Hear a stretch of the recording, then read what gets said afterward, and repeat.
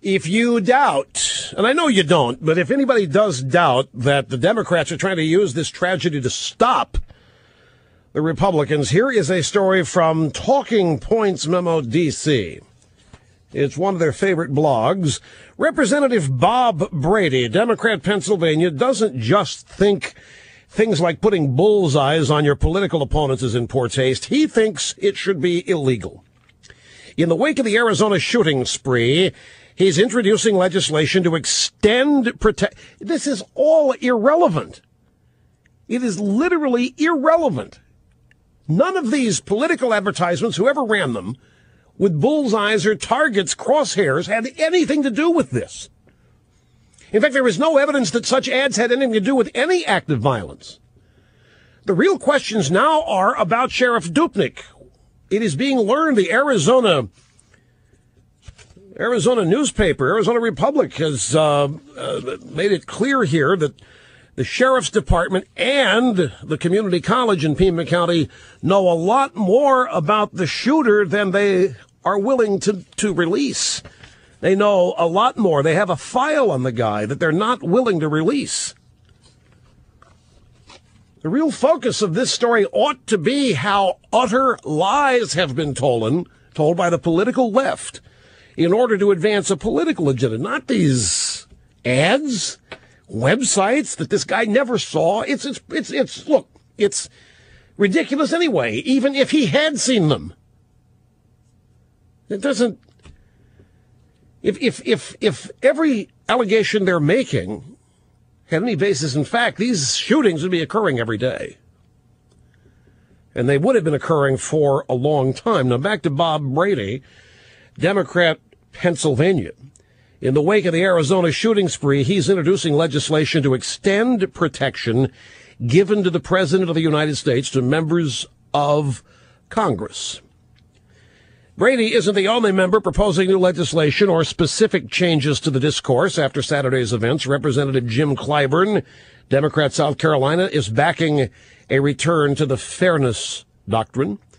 And Representative Charlie Pingree, Democrat from Maine, is calling on Republicans to change the name of the Repealing the Job-Killing Health Care Law Act. That's what the Republicans have named the health care repeal bill, Repealing the Job-Killing Health Care Law Act. And Charlie Pingree of Maine is calling on Republicans to change the name, take job-killing out of it. It's just over-the-top reactionary insanity from these people. I look at this and look at the Sarah Palin business. Sarah Palin's found a way now to make herself part of the story, to put herself at the top of the story. That's at ABC's News. By the way, Bob Beckel, who's a commentator on Fox, I saw him claim the other night that he's the guy who invented using bullseyes on congressional districts.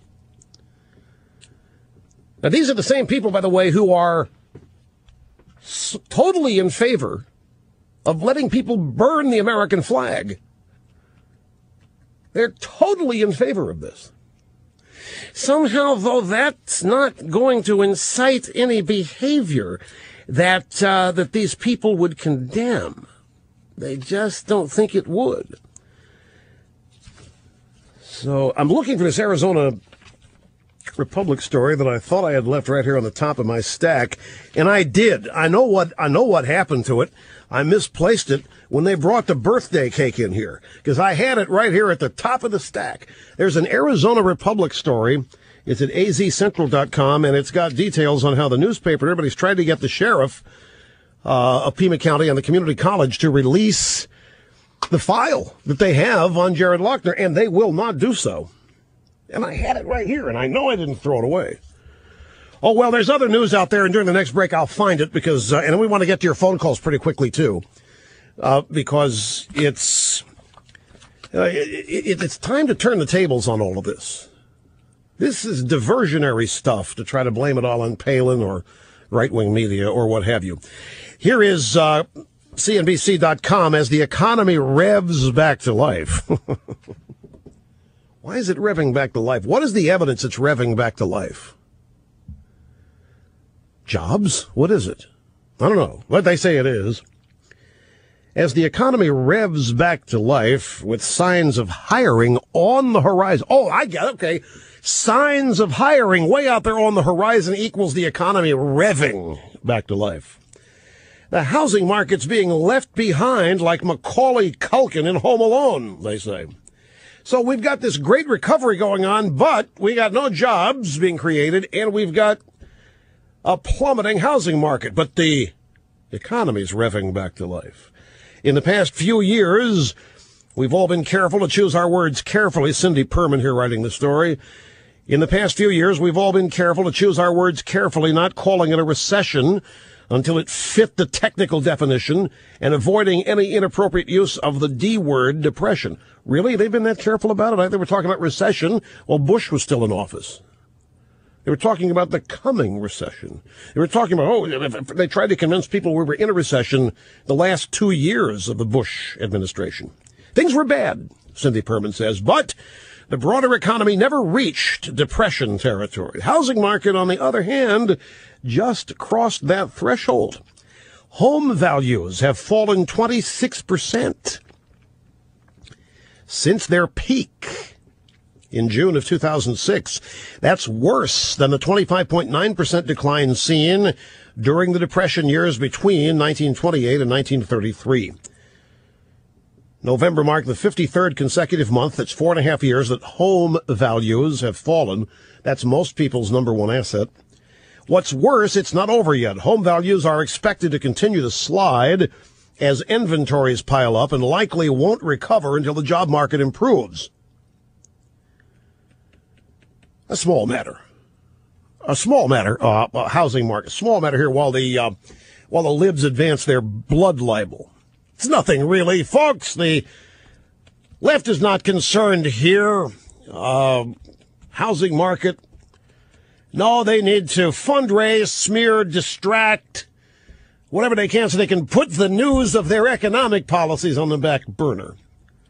They have to make sure that they do everything they can to keep the devastating reality of their policies off the front page. And so willing accomplices like the sheriff come along and the media come along to accuse Sarah Palin and me and Levin, everybody, Hannity. Now this news, the housing market slipping into depression territory, probably will not get the Democrats' attention because they're politicizing the mortgage market and failed stimulus bill caused and advanced the problem. So instead, we're going to get character assassination and hearty congratulations for an incompetent partisan sheriff. Anything we can do to keep the truth of Democrat policies off the front pages.